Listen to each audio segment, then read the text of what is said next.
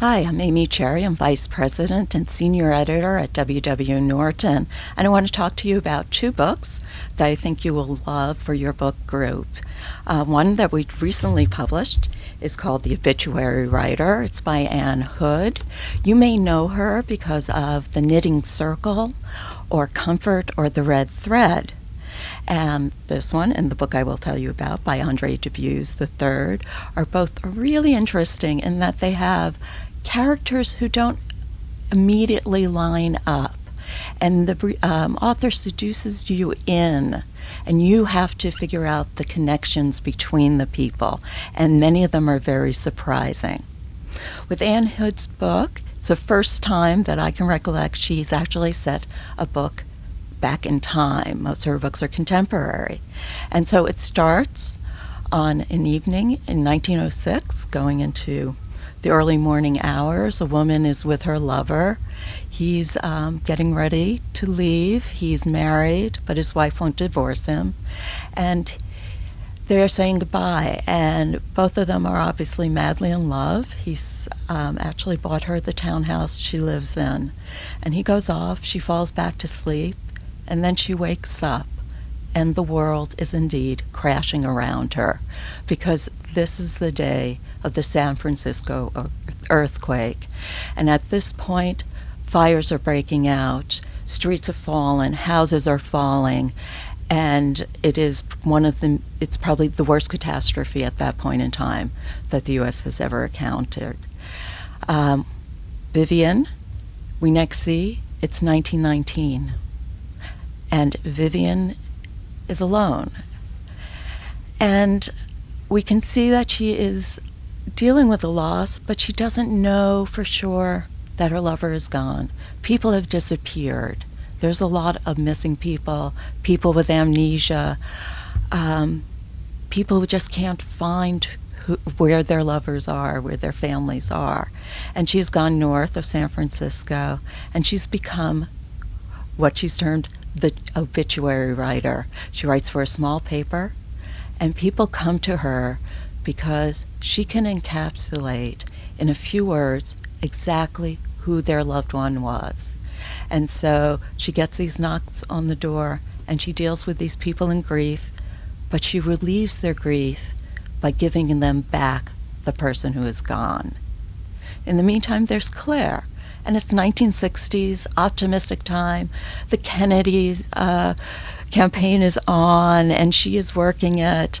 And one day, we find that a child goes missing in her neighborhood, and she has probably seen the car he is kidnapped into. And this makes her think about her life. And she is wondering, what is it that she wants? Something in her life is missing as well. She loves her child. She would love another child, but she is not sure how she feels about her husband. This leads her to an affair. It leads her to questioning her whole world. It leads her to questioning her stay-at-home coffee clutch world with her good friends, but she doesn't know what to do about it. And at the end of the book, we will see these two women come together, and we'll find the answers. And we will find the answers they came to move on in their lives. This is Andre Dubus' next book. We will be publishing it in October, an ebook and in hardcover. And those of you who know Andre may know him from House of Sand and Fog, either the novel or the movie, or from his memoir, Townie, which was fantastic. You also may know that he tends to stay in the New England area, and this book does as well in a small town. Andre came to our sales conference, and he spoke about how this book originated, and it was because he had a very close friend who was in a couple, and they'd been married forever and seemed like the great couple, and they divorced. And his friend ended up living in what's known as the mother-in-law apartment. So he just was kind of shattered, and he would go home. He went home to his wife and said, "We're okay, aren't we? We're okay." And it was just this timing where people start divorcing in your lives. And he very much loves his wife, but he started having to think about what that meant. So this book is about a lot of couples, people coming together, people falling apart. But the amazing thing is it goes from teenagers up through this great uncle, and it brings together an entire town. And each story, there are four of them, move from one person to another who picks up another part of this story. So the first one is actually a man in the mother-in-law apartment living there on the couch with his mother in the bedroom, while he's given his wife the whole house, and she's the one who's had the affair. And he is torn apart. And it's about what he does in response to this. We move on to Marley, and Marley is a not particularly good-looking woman. She's heavy-set. She's never had that love, and she's working with these other bank tellers, and they're all married or involved or having, multiple boyfriends all the time. And finally she meets someone, and they move in together, and then she's puzzled. Because she doesn't know what this means, and she doesn't know what love means, and she doesn't know what do you compromise on. And in the meantime, she also thinks maybe this is her only chance. Then we move on to Bob. He's the bartender in town, and I've got to say a lot of people go to this bar. In fact, a lot of women from the bank go to this bar. And he is married, having a child, but also has a stray eye. And you would think you would hate this guy. And in some ways you kind of do, but Diffuse is so fabulous. We see inside this man. We know why he's doing what he's doing.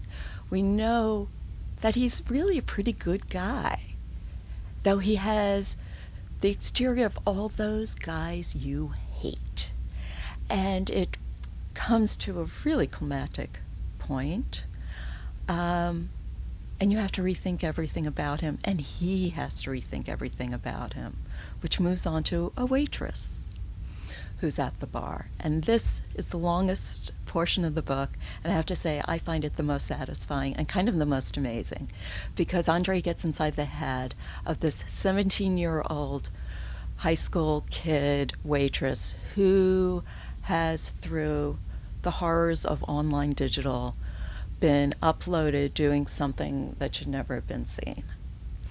And her parents are not particularly supportive, particularly her father, and she wants out of there, and where she goes is to her great uncle. And he opens his arms and welcomes her in. He too is part of the community. He's only a town over. His wife has died a year ago, and he's trying to put together his life in a new way too. And he was the teacher in the town. So you have this mix of all these students he knows trying to redeem this young girl, bring her back. He doesn't know what's happened, but he knows it's bad. And you also have her trying to get through life and what's sexuality, and an old boyfriend who she loses over this, and where does she go from here? And the answers are marvelous. They're changing, and the stories are all about love, what it means, what you can live with, what you can't, and what you need. And this book was called Dazzling in an early review, and it truly is, and I think it could change how you think.